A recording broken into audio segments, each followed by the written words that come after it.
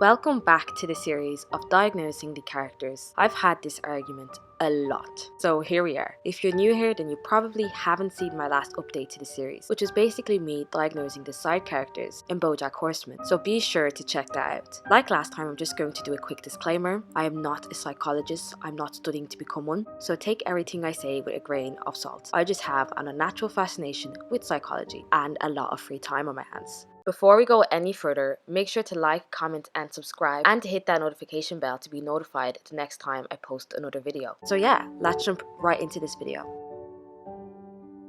So before we can even give Light a diagnosis, it is vital to outline the differences between a psychopath and a sociopath and what they are, as they are both misunderstood because they share a lot of similar traits, mainly the lack of empathy and a care for consequences. So both psychopathy and sociopathy fall under the disorder of antisocial personality disorder. So what is antisocial personality disorder? It is a pattern whereby a person not only lacks empathy, but they also think the rules do not apply to them, so they don't follow them. So let's start with psychopathy. So psychopaths are born. Studies show that there are people who have different autonomic nervous systems. Our autonomic nervous system is the part in our body that actually holds our fight or flight system. So when the normal person's fight or flight system gets charged up by doing something like breaking the rules, such as crossing a red light, their hearts automatically start racing. They sweat, their pupils widen because they fear the consequences. But since the psychopath doesn't have that same trigger, they don't experience or feel those fears and emotions.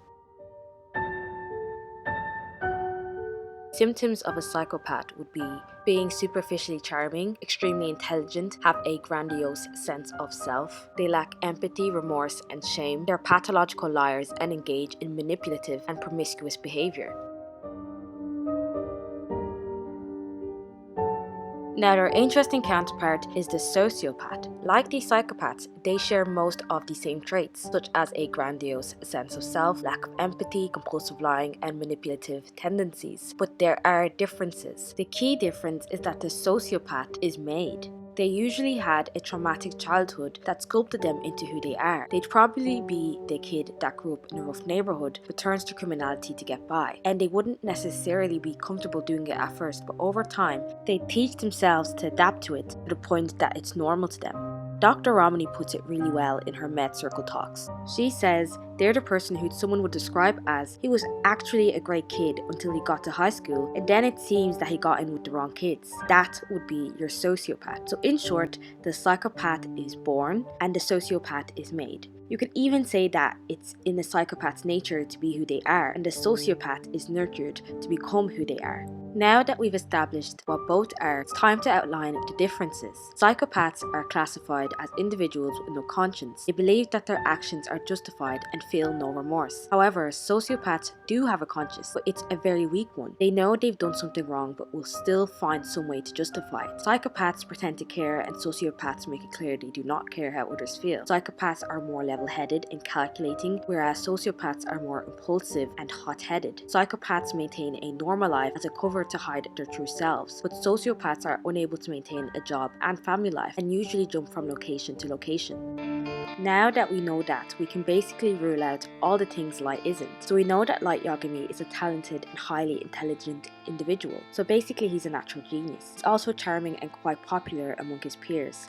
He grew up in a healthy, loving household and strives to become part of the National Police Agency, like his father. He also believes he'll become the god of the new world. So automatically we can see that Light is charming and admired by both his peers and most adults. This is how most psychopaths are, opposed to sociopaths who are usually social outcasts and tend to not be popular. He grew up in a loving household and doesn't show any signs of childhood abuse or having a traumatic experience. This automatically rules out being a sociopath because they're believed to have come from abusive homes or to have also experienced something traumatic in their youth. Just like a psychopath, Light is calm, calculating, which enabled him to get away with being Kira as long as he did. Unlike sociopaths who are impulsive and wouldn't be able to commit to anything long term. Light becomes a police officer and sustains the job for 6 years. Most psychopaths seek jobs with positions of authority, and so do sociopaths. However, again, a sociopath is unable to keep a job for long. If Light was a sociopath, then he would have switched professions